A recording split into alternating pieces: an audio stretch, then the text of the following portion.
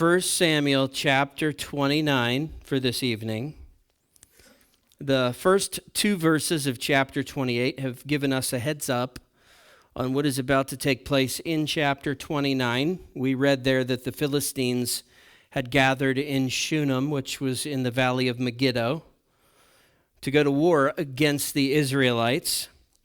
And because David has been passing himself and his soldiers off as these expert Jew killers, of course, when it comes time for the Philistines to go to war with the Israelites, Achish does not give David a choice. He notifies David that, David, you're going with us, you're going to fight with us, and we're hoping to see some of that skill you've been talking about. You have passed yourself off as an expert Jew killer, so let's see how you do. Let's see how you do when we put you into action. And David sold it very well when he was given that notification that he was going to have to go to battle against his own brothers and sisters, the Jews. He pretended like he was licking his chops to do this. I can't wait, finally an opportunity to go out and kill me some more of them Jews.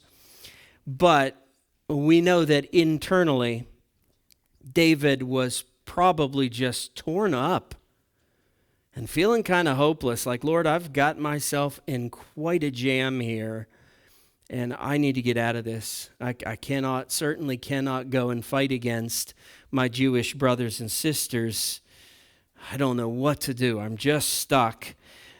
Well, in chapter 29, we're continuing that story. And again, that story is not completed until you finish up the book of 1 Samuel. This ends at the very end of chapter 31. And we're going to get as far as we can on that tonight. I honestly wouldn't mind finishing the book tonight. We have two very short chapters. We have one medium-sized chapter. So stranger things have happened, even here at Anchored Fellowship. So to give us a shot at that, I won't recap chapter 28 any further, because other than verse 1 and verse 2 of chapter 28, none of it really pertains to what we're going to be studying unless we get to chapter 31. And if we do get to chapter 31 tonight, then I'll reach back into chapter 28 and make an important connection for us, if we get there. I know you're as doubtful and skeptical as I am, but let's just see what we can do. With that in tow, I think we're ready to do this. You can start your timers. 3, 2, 1, let's go. 1 Samuel chapter 29, verse 1. Now the Philistines had gathered all their forces at Aphek, and the Israelites were encamped by the spring that is in Jezreel. I'm sure you all know where that is. Verse 2. As the lords of the Philistines were passing on by hundreds and by thousands, so there were tons of them, tons of Philistine soldiers, enough to freak out Saul, King Saul, in chapter 28, cause him to get desperate when the Lord wouldn't hear him, and then turn to the witch of Endor, right? So, reading on, it says, and David and his men were passing on in the rear with Achish. So they're in the back of the battle line, marching into battle against Saul and the people of Israel. Verse 3, the commanders of the Philistines said, what are these Hebrews doing here? Who invited the Jews? Now, either some of the Philistine leaders didn't realize that Achish had an alliance with David and his soldiers, either that, or they didn't realize the extent of the trust that existed between Achish and David. They certainly did not expect Achish to bring David along to rope him into this battle with the Philistines and trust that David was actually going to fight for the Philistines against his own former people. It's probably the latter. It's probably that they did not realize that King Achish was dragging David along into this. And we've had this spiritual lesson before. It's a really good one. It's always one that I like to teach. It is that it's quite embarrassing for the people of God when the heathens know more about what's appropriate for us as the people of God than we, the people of God, know. It's always embarrassing when unbelievers correct you for something that you're doing, or in this case, correct you for being somewhere that you should not be as a Christian. It's going to sound something like this. You show up at a place and an unbeliever, a heathen, says to you, hey, what are you doing here? Aren't you a Christian? Don't you attend at Anchored Fellowship? Arlyn, aren't you the pastor? What are you doing here? You shouldn't be here. When you hear statements like that from the world, that is extremely convicting. That the world would have to correct us at times. Hey, you really should not be here, or you really should not be doing this because you're a Christian. Well, this is a bit of a correction for David. David, what are you doing here marching with the Philistines? Reading on in verse 3. And Achish said to the commanders of the Philistines, is this not David, the servant of Saul, king of Israel, who has been with me now for days and years? Sounds like he lost track of time a little bit. It's actually been 16 months. We know that. We were given that number in chapter 28. He's been with me all this time, and Achish says, and since he deserted to me, I have found no fault in him to this day. David has been a model citizen. He told me he is Philistine friendly, and by golly, that's what I've seen from him. That's what I've seen from his people. I trust him. I believe David. He's one of us. Reading on in verse 4. But the commanders of the Philistines were angry with him. They're angry with Achish. Of course, Achish, are you really this stupid? You really honestly believe what David's telling you? And the commanders of the Philistines said to him, send the man back that he may return to the place to which you have assigned him. And that would be, does anyone remember? Ziklag. That was the rural little town that upon David's request, King Achish has awarded to David and his little community there of a couple thousand folks. So the rulers of the Philistines are telling Achish, send David back to there, get him out of here. He shall not go down with us to battle, lest in the battle he become an adversary to us. Yes, obviously that's the concern, that at some point David and his people are going to turn on the Philistines. Reading on. For how could this fellow reconcile himself to his Lord? Would it not be with the heads of the men here? That's a good point, right? Like if there was any part of David that wanted to try to repair the rift in the relationship between him and King Saul, this would be the way to do it. This would be the perfect opportunity to infiltrate Philistine lines, get out there in the battle with them, and then while in the battle with them, pretending to be Philistine friendly, that's when you flip the switch. You turn on them, and then you try to sabotage them, and in the process, help the people of Israel to win that battle. If you would do that, even if you're David, as much as Saul hates you, if you would do that, you've got a chance at repairing that relationship with Saul. So they're seeing that. They're saying, no, we cannot provide him with the perfect opportunity to make amends with his former boss. Come on, Achish, use your head so we don't lose our heads. You gotta think here. You gotta be smart. And so we read in verse 5, is not this David? So they're actually like telling one another back and forth who David is. Achish gives us his view of who David is, but now the rulers, the other kings of the Philistine nations, they're now telling Achish who they think David is. Is not this David of whom they sing to one another in dances? Saul has struck down his thousands, and David his 10,000s. Boy, this song has been getting a lot of airtime, hasn't it? How many times now have we read that quoted? I think this is like 3 or 4, isn't it? This keeps coming up. This song was a hit.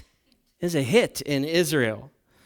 It was about victory in Israel. Not so popular on the airwaves in Philistine country, because this wasn't a song of victory for them. This was a song of embarrassing defeat. And not just that, but loss, because there's probably not a Philistine alive that did not experience the grief of losing a loved one because of this guy right here, David.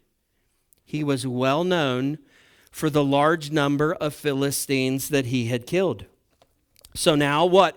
We're just supposed to believe that the famous Philistine killer, more so than Samson in the book of Judges, we're supposed to believe that this guy's turned over a new leaf and he's on our side now? Nah, I'm not buying it. I'm not buying it. And they were right to not buy it, obviously. Verse 6, then Achish called David, time to break the news to David, and he said to him, as the Lord lives, see that Lord is in all caps there? That's the tetragrammaton. That's YHWH, Yod, He, Wow, He, Yahweh, the name of God. And he knows the name of God. Obviously, he's been talking to David. And so he is swearing on David's God here. As the Lord lives, you have been honest. Not hardly. I don't know that David's ever told this guy something that wasn't patently false, an absolute lie. But this is what Achish thinks. David, you have been honest, and to me, it seems right that you should march out and in with me in the campaign. I really think, David, that you should be included in this battle. For I have found nothing wrong in you from the day of your coming to me to this day. David, you've been the perfect Philistine convert.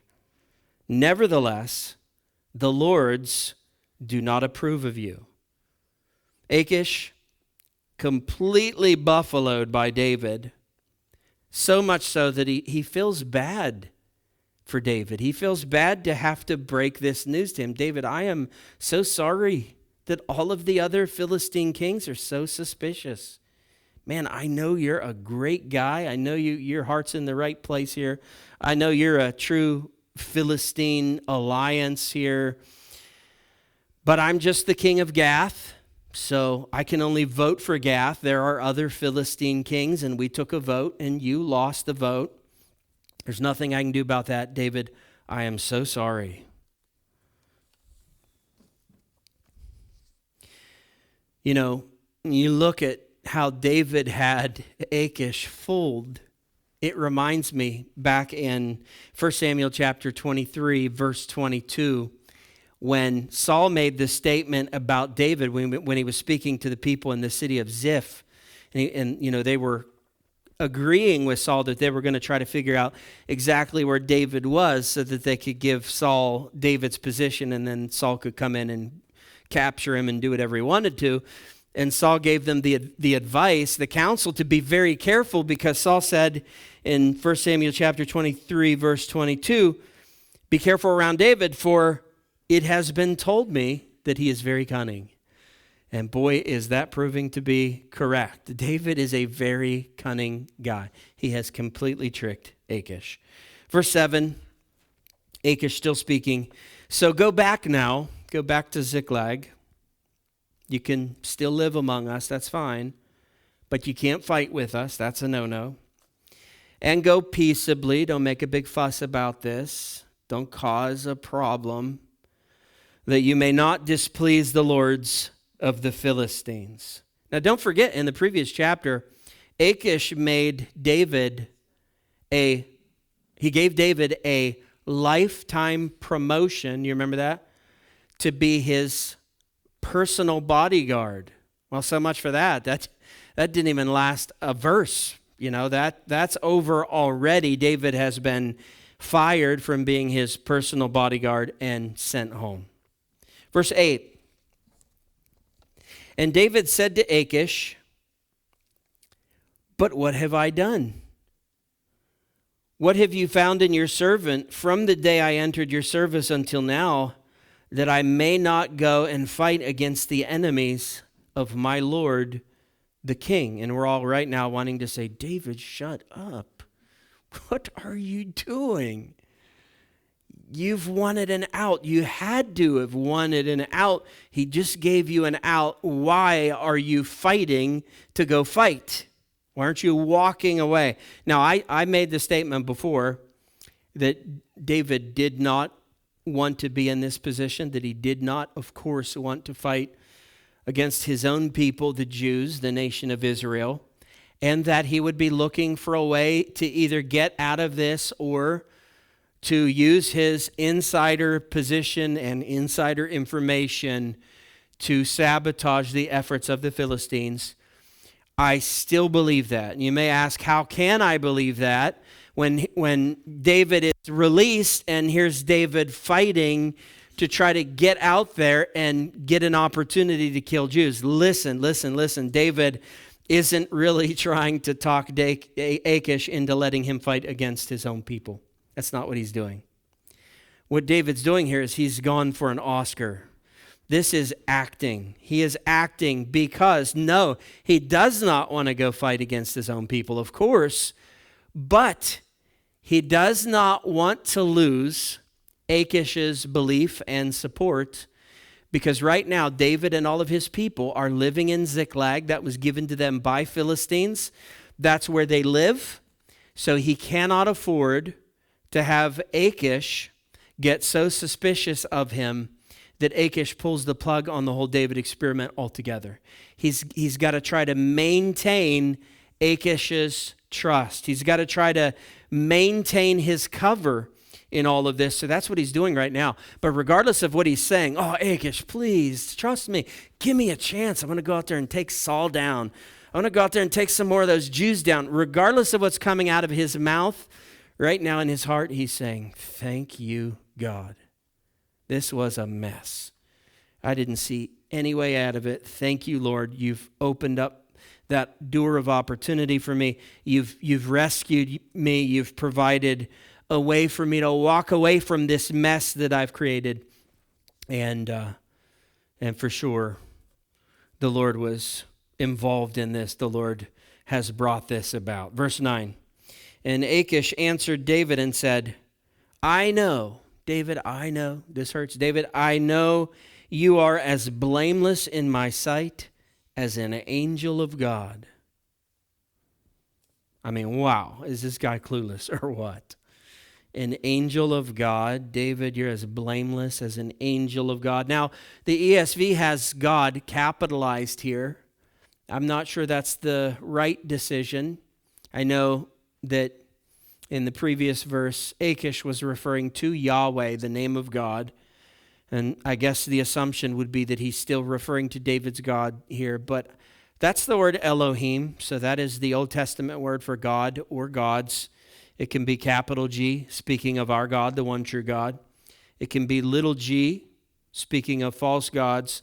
And I think probably he had the false gods of the Philistines in mind here. You know, gods like Dagon, as some pronounce it. I told you in Hebrew it's actually pronounced doggone. So here he is probably saying, David, you've been a doggone angel to me. Perfect. I love you, man.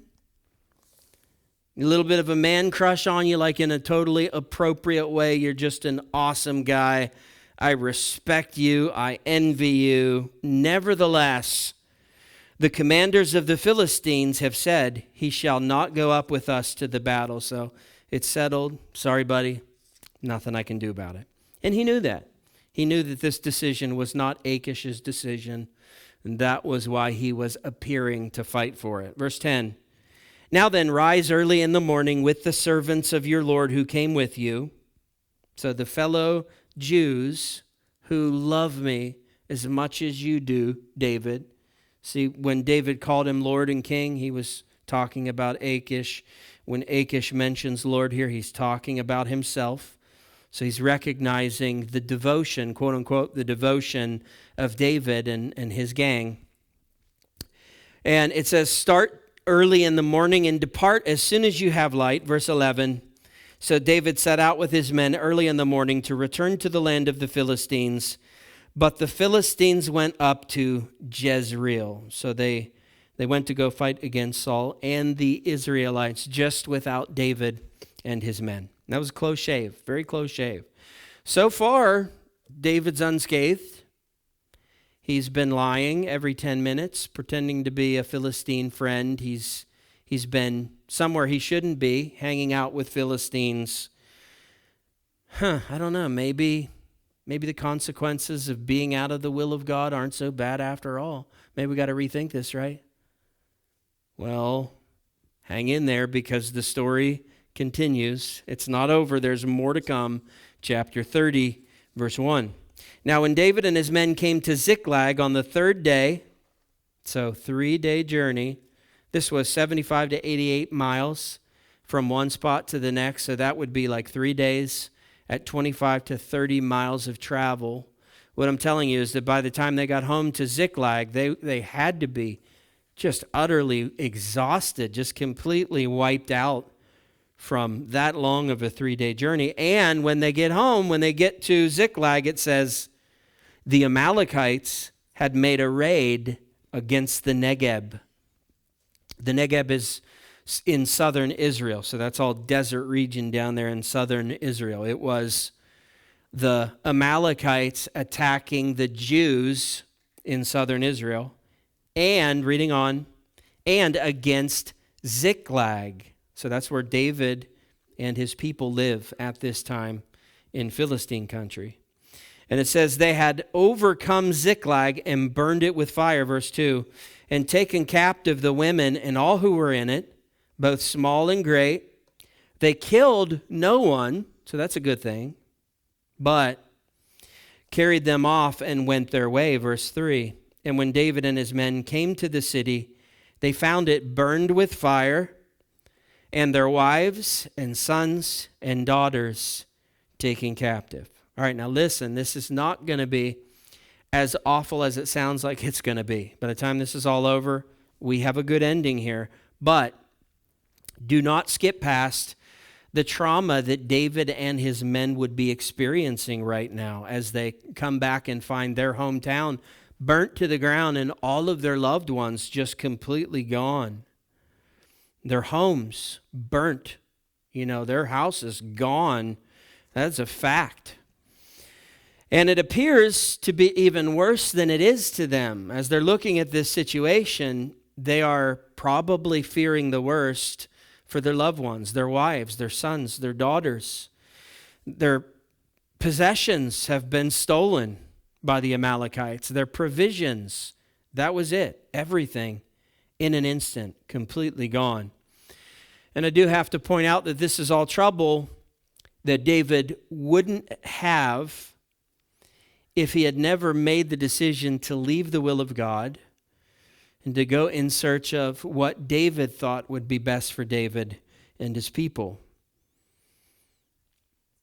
If he wasn't, again, lying through his teeth every 10 minutes, trying to convince the Philistines that he and his people fit somewhere where they didn't belong.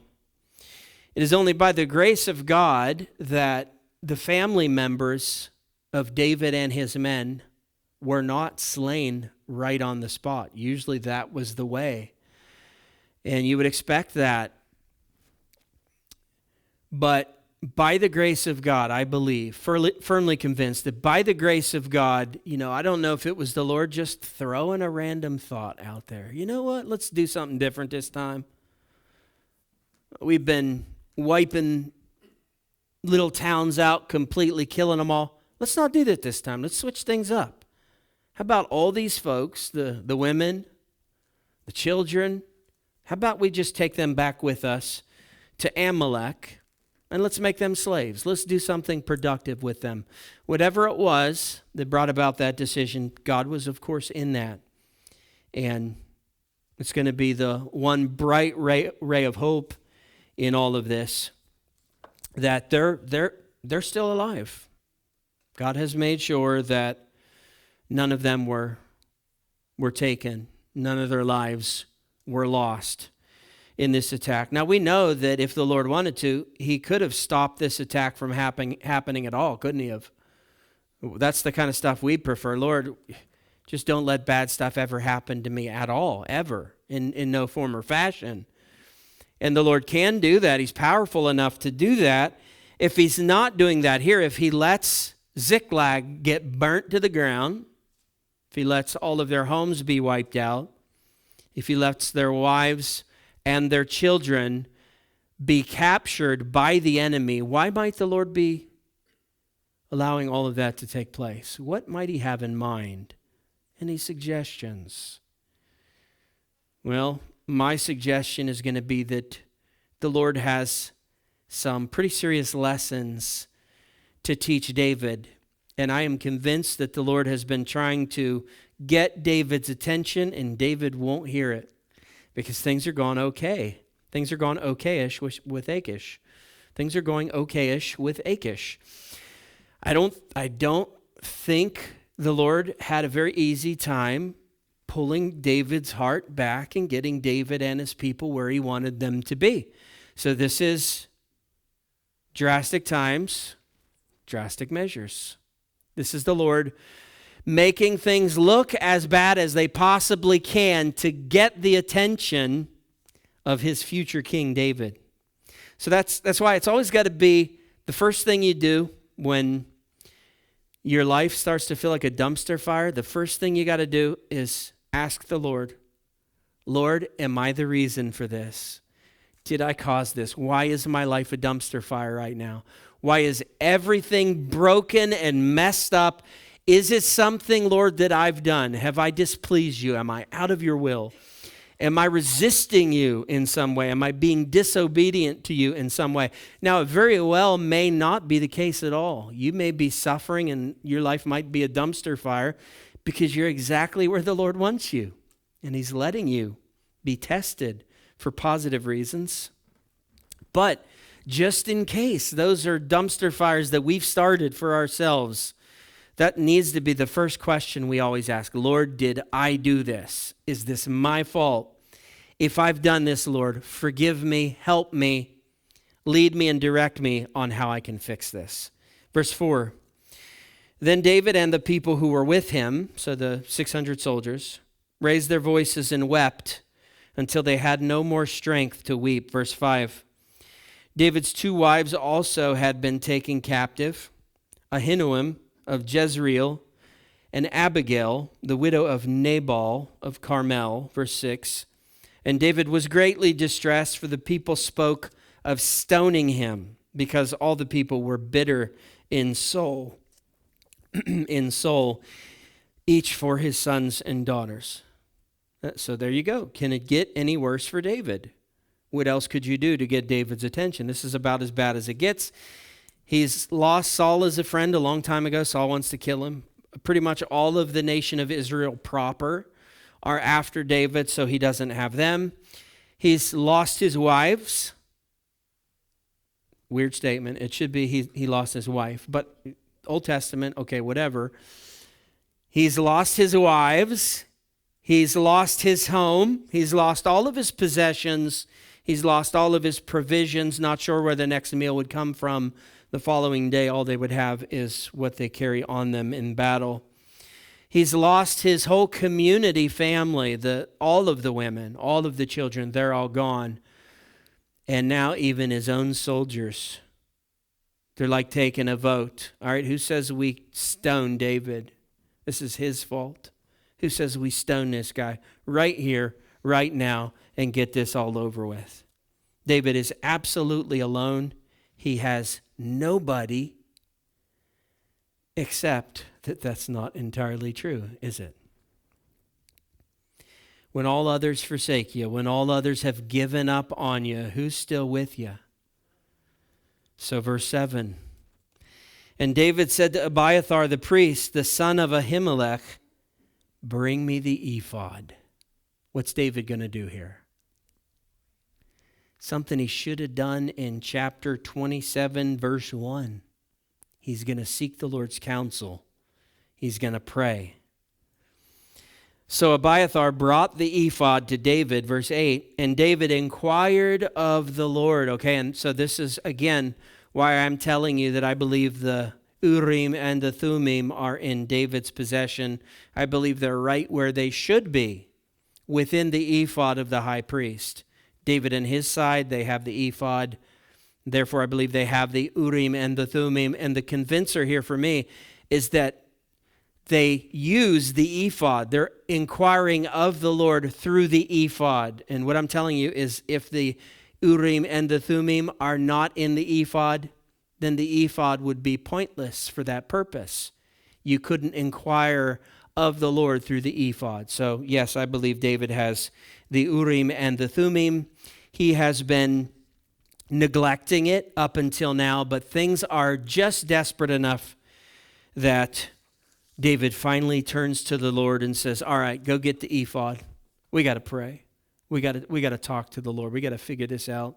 We're not going to be able to do it. We need the Lord's help on this. So he asks the Lord, shall I pursue after this band? Shall I overtake them? He answered him, pursue, for you shall surely overtake and shall surely rescue. Now that would have been a series of questions, obviously, because you could only ask the Urim and the Thummim simple yes and no questions. But they asked the questions they needed to. They got their responses from the Lord. Yes, go get them. They're still alive. Go after him. Verse 9, so David set out, and the 600 men who were with him, and they came to the brook Besor, where those who were left behind stayed. Verse 10, but David pursued, he and 400 men, 200 stayed behind, who were too exhausted to cross the brook Besor. Now, remember, they traveled 75 to 88 miles in 3 days, 25 to 30 miles of travel every day, with armor on, mind you, in the desert, the Middle East, very arid, very dry, tough place to walk, unless you're a camel. And by the time they got home, they realized, or they believed, that their family members were all gone, so they wept. And it says they wept until they had utterly exhausted themselves. So they have exhausted themselves completely to the point where David now says, okay, let's go after the Amalekites. The Lord says, our folks are still alive. We're going to be able to rescue them. Let's go attack them. And there's 400 guys that are apparently in as good a shape as David is and are able to go with David. But there are 200 guys that say, I just can't go on any further. That would be me, especially like at this time in my life when I'm storing up fat for the winter for hibernation. This is the season where I like to put on no, I'm kidding, I'm dieting. That's tough. You have to be in some pretty seriously good shape. Not everyone could physically handle that. So these 200 exhausted soldiers stay behind. And we're going to be told in verse 24 that they're not doing nothing. They're not just like failing to contribute altogether. They're going to stay there and watch the baggage, it says. That's the equipment, the supplies of the soldiers, stuff you don't want lost, stuff you don't want stolen. Those 200 guys are going to stay there and watch the baggage. They're going to watch the military supplies while these 400 go and try to attack the Amalekites and get their sweethearts and their kiddos back. Admittedly, it's not much of a task, but it is a task. They're still doing something that's necessary in order to contribute to the success of this military campaign. So David and his 400 soldiers, the guys that do have a little bit of something left in the tank, they move forward on these promises from the Lord. And what do you need now if you're David and his men? You got promises from the Lord. Our folks are still alive. We're going to rescue them. We're going to win this battle. Okay, what do you need to know next? How about like all the rest of the other details? Like how about this one? Where are they? How do we find them? The Negeb, the southern Israel, this is the desert. There's so much desert. Where do we even begin to look to find where these Amalekites went to? Well, don't you just know the Lord's going to help them with that too? They're not going to be out there looking for 40 days. And no, the Lord's going to help them. Verse 11, they found an Egyptian in the open country and brought him to David, and they gave him bread, and he ate. They gave him water to drink. Verse 12, And they gave him a piece of a cake of figs and 2 clusters of raisins. Nice little snack there. And when he had eaten, his spirit revived, for he had not eaten bread or drunk water for 3 days and 3 nights. All right, now, this is just a wonderful picture of the difference between David and his men and the Amalekites. The lives of their loved ones hang in the balance here. They're a little bit busy. They're trying to rescue their wives and their children, and they stumble upon this random Egyptian slave guy that is in need, and what do? I mean, just confession here. If it's me, I'm saying, I'm sorry. I want to help. I am on a schedule. I've got stuff to do. Let me call someone. Let me see if we can get you some help. David and his men, in spite of what is so pressing in their lives right now, they stop everything to help out this guy in need. This is like the Old Testament version of the parable of the Good Samaritan. That's what this is. Beautiful picture of the heart of David and his people. You think that might come back to benefit them in the very near future? Like very, very near future? Yep, it's gone. Now, verse 13. And David said to him, "To whom do you belong? And where are you from?" And he said, "I am a young man of Egypt, servant to an Amalekite, and my master left me behind because I fell sick 3 days ago." Nice folks, huh? It's your servant. He's been working for you, slaving for you. He gets sick. Oh, well, just cut him loose. Leave him out here to die. He's no longer useful to us. But I think David would catch on to the word Amalekite here. You are what now? You are with who? You are an Egyptian slave that was just with Amalekites? And yes, he goes on to say in verse 14, "We had made a raid against the Negeb of the Cherethites, and against that which belongs to Judah, and against the Negeb of Caleb, and we burned Ziklag with fire." Can you believe this? This guy, this Egyptian slave, was there for all of that. He was with the Amalekites when they went through the Negeb and killed a bunch of Jews and stole all their stuff. He was with those Amalekites when they went into the city of Ziklag and burned it down to the ground and carted off all of their loved ones.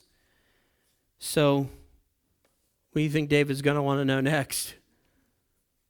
Verse 15, "And David said to him, 'Will you take me down to this band?' And he said, 'All right, I'll scratch your back, you scratch mine.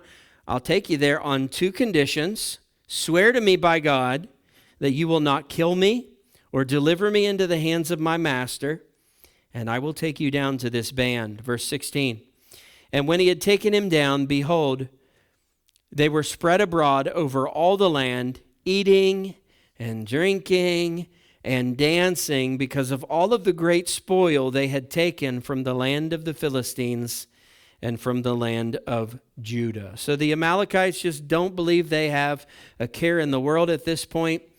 They expect the Philistines and even David and his folks from Ziklag, they expect all of them to be out there fighting with the Israelites. That's why they came down. That's why they made this push into southern southern Judah, Israel, in order to try to wipe out these cities, because they knew these cities were emptied out. The Philistines and the Israelites were squaring off. They were not anticipating David getting booted from the battle like right away. So they were not counting on David and his men being hot on their heels. So they're partying, man. They're drinking, they're drunk. They're having a grand old time, not a care in the world. And David and his men now know where they are, and they're closing in. Verse 17, "And David struck them down from twilight," which could mean dusk, or it could mean dawn. Twilight means both. So this could be that they started that night at dusk, Or they got some rest, probably this one. They got some rest. They waited till the next morning when all of the Amalekites were all hung over. The worst time to try to fight, I would imagine. So one way or another, they wait until a vulnerable moment for these Amalekites. And it says, David struck them down from twilight until the evening of the next day. And not a man of them escaped, except 400 young men. I like that. Not a single person escaped. Well, except for these 400 guys. 400 young men who mounted camels and fled. Verse 18. David recovered all that the Amalekites had taken, and David rescued his 2 wives. Verse 19. Nothing was missing, whether small or great, sons or daughters, spoil or anything that had been taken. David brought back all. They did not lose a single thing that was stolen from them.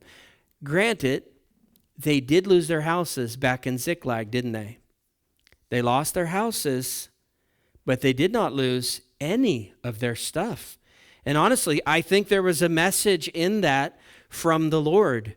I think the message from the Lord is, hey, I want to bless you. I want to enrich you, even though you've been messing up royally.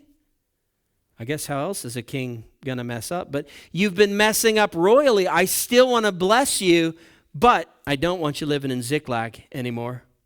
So I'm going to have your houses burnt down, but I'm going to give you back stuff. And it's even sweeter than that. There's more. But if you read the first 2 chapters of 2 Samuel, you'll realize that when David and his men go back to Ziklag, they're there for, I believe it's 2 whole days, and then that's it. They're going to get word at that point that Saul is dead, and then they're going to be directed by the Lord to come back into Judah. So it's brilliant. Folks, the only thing they lost in this whole deal was their homes, and I'm pretty sure that's because the Lord didn't want them living there anymore. They were only going to have to just stay a few more days there in Ziklag. So, not so much as a tiny earring from the ladies was lost. Like, did you see my tiny little diamond earrings? Oh, yep, there they are. Man, we got everything. That's it. That's the last item. We got everything. By the way, someone dropped back there on 2-leaf earring in our Anchored Fellowship parking lot. And we have it. It's back there on the sound booth. If it's yours, go grab it. Someone came to Anchored Fellowship and lost more in one of our services than all of these folks lost because of how good the Lord was to them. I don't know what that says about our fellowship. I'm not going to think about it too much, but let's just move on here. Obviously, a miracle from the Lord, and it doesn't stop there. Verse 20. David also captured all the flocks and herds, and the people drove the livestock before him and said, "This is David's spoil." So did you catch what happened there? David didn't just get all of his people's stuff back. He got all the stuff that the Amalekites just went out and stole from the Jews in the Negeb. He got all that stuff too. He's going to do some really good things with that. He's going to make some wise decisions with all that stuff. And as I understand this, he also was able to take spoils, goods, from the Amalekites too. So they come out of this situation filthy, stinking rich. So much stuff. The Lord was extremely merciful and gracious to them. I mean, how do you not love a God? How do you not give full devotion to a God that is as good as this to you? How do you stay in rebellion and resist a God like that, where even when he's teaching you some hard lessons, he's still in the process leading you to victory and increasing you. He's giving you more than you ever had before. How do you not love that about God? I think if you're me, you have to. Incredible mercy and grace. Verse 21, then David came to the 200 men who had been too exhausted to follow David and who had been left at the brook Besor, and they went out to meet David and to meet the people who were with him. And when David came near to the people, he greeted them. Verse 22, then all the wicked and worthless fellows among the men who had gone with David, so yes, that is talking about some of David's 400 soldiers. The Bible has just called some of them wicked and worthless fellows. Don't know how many wicked and worthless fellows they had, but they had some. And they're speaking up right now. And they said, because they did not go with us, we will not give them any of the spoil that we have recovered, except that each man may lead away his wife and children and depart. So we did all the hard work. They weren't out there fighting. They were sitting back in the camp watching our stuff. We did everything while those guys were just lounging around, so they get nothing. The only thing we're going to let them walk away with is their family members. If they have a wife, they can take a wife. They can take their children home, I guess, if we have to, but that's it. They're not getting anything else. But again, those 200 soldiers, they didn't do nothing. Their part may have been small, may have just been a small role, but it was a role.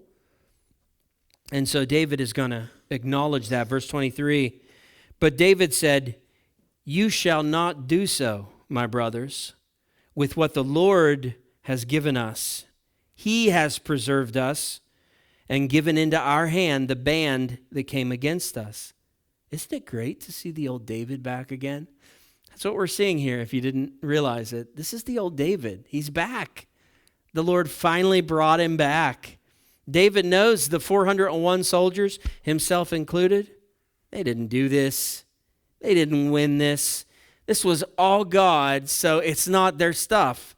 In David's eyes, it's God's stuff. Verse 24, who would listen to you in this matter? For as his share is, who goes down into the battle, so shall his share be, who stays by the baggage. They shall share alike. Verse 25, and he made it a statute and a rule for Israel from that day forward to this day. I love that David is not even nationally recognized as the king of Israel yet, and he's already like, okay, first rule, here it is.